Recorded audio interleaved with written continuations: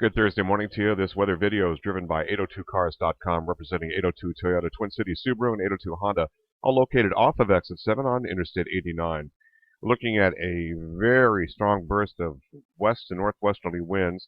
This is the 500 millibar trough pattern here, with these signified by the brown-colored or tan-colored heights here. You can see the trough of low pressure, and these other lines here are the isobars at surface, with an advancing area of low pressure heading and deepening toward the Canadian Maritimes. It's drawing in a big burst of winds. These are currently moving across a good portion of southeastern Ontario and into western and central New York. Not quite into eastern New York, but they will be arriving through eastern New York throughout a large area and eventually into Vermont and the rest of northern New England, and including southern New England. The cold front that went through is approximately down here, and this is transiting out of the region. We have little bits and pieces of moisture, including rain showers turning to snow shower activity. But you can see wind gusts have exceeded 60 miles per hour here in Syracuse just most recently, and a lot more wind to follow between Buffalo and through Rochester, and eventually getting into eastern New York, the Albany, Schenectady area, and all of Vermont.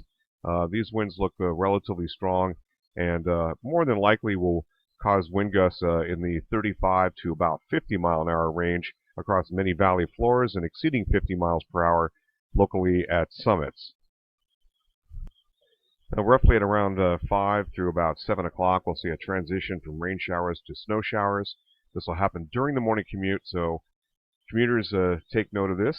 And here's probably the most of it is going to be working through around midday as some snow shower activity. And temperatures make a pretty good drop. We're starting out in the 40s this morning. We'll see that drop through the 30s very quickly and into the middle 20s by around 9, 10, 11 o'clock. So those temperatures make a pretty impressive fall as everything works on through. Now, looking at wind gusts,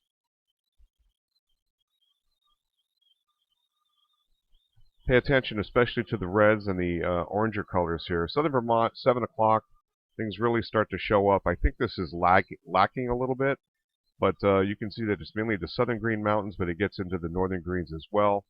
And I think we'll have widespread wind gusts, as I mentioned, 35 to approaching 50 miles per hour.